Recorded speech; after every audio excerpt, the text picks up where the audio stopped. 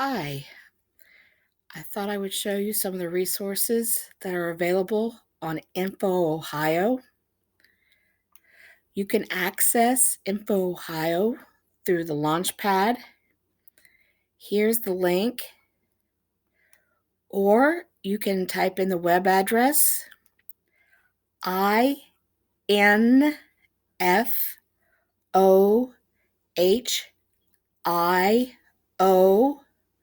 infohio.org, O-R-G, and access Info Ohio that way.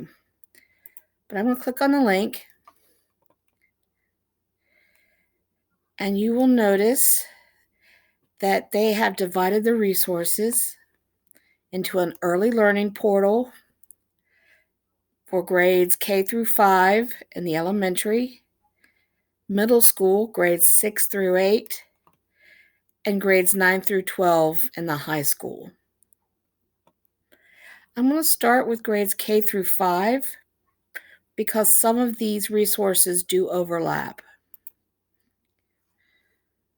So I select whichever grade band I prefer, and I'm going to start with a resource that I use frequently. It's World Book Kids. So I simply click on that program and watch it launch. The thing I like about World Book Kids, it's very user-friendly, and it offers students a chance to explore. They even use the background to help encourage exploration. I can change it by clicking on the arrows. And if it interests me, then I simply click on the link and it takes me to more information. At the bottom of the screen, you will see that I have other options to explore, from games to biographies, maps, activities. So if you've got a kid who's just curious and wants to learn something or just wants to explore, World Book Kids is an excellent option. Now, if they have something specific they need to research, all they have to do is type in their search term in the box. And I'm going to search for information about wombats.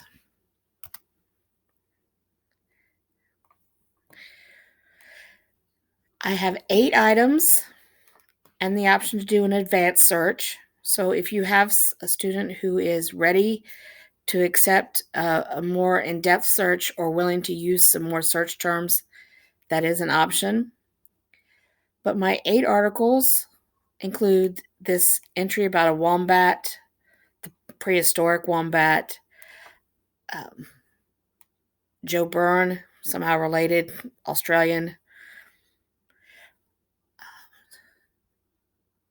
So I simply check whichever one I want, and in this case, I'm going to go with the first entry because I want to learn about wombats.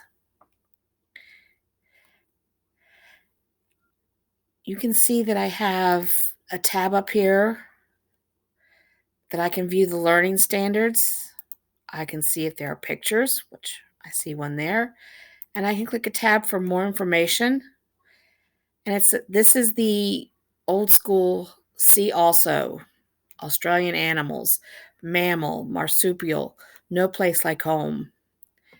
So if once you learn about the wombat, you can branch out into more information.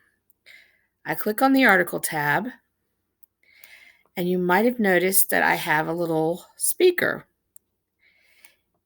I don't have to read this to myself. I can actually have the computer read it to me simply by selecting the speaker, and it will start reading. The wombat is a thick-bodied, digging mammal of Australia. And I can stop that at any time. Now, a nice thing about this, if you'll notice the contents tab, I know that I have my Lexile measure of 760 and an introduction, and here's my introduction, just a little paragraph. But under tools, I could save this article, I could share it, I could print it. My favorite part, it gives me the citations. If I have a student that needs this translated into another language, it will do that. And I can have the read aloud settings. Right now it's set for Joanna, but maybe I want to change it to, since it's the Wombat, I want to hear Australian English with Russell. And I simply click X, and then next time I select it to read to me. The wombat is a thick-bodied, digging mammal of Australia. Wombats grow to 4 feet. I now have Russell, the Australian, reading the article to me. The other thing I love about this is I can double click on a word such as mammal. It brings me a dictionary definition, defines it, gives me a pronunciation, tells me how it's divided up in syllables, what part of speech, and gives me the plural. I just love the fact that if I'm reading an article and I don't understand what a word means, I can instantly get that information with just a double click. Now, if I scroll to the bottom,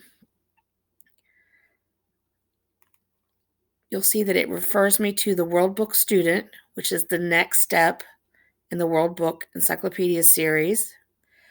I could see this article in Spanish, or I could see this article in French.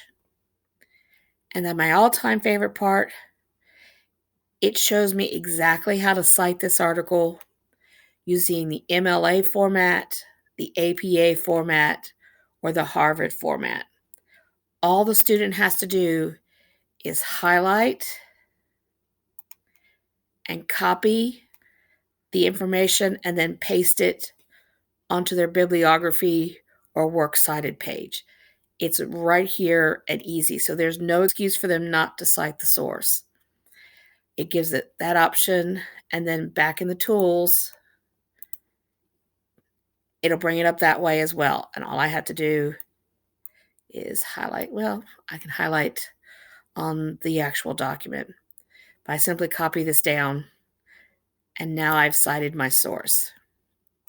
I can click on the picture, it brings the picture up larger, but very user-friendly.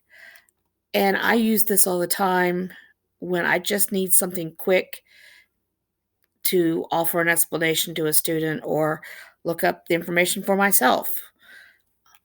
So I hope you enjoyed World Book Kids.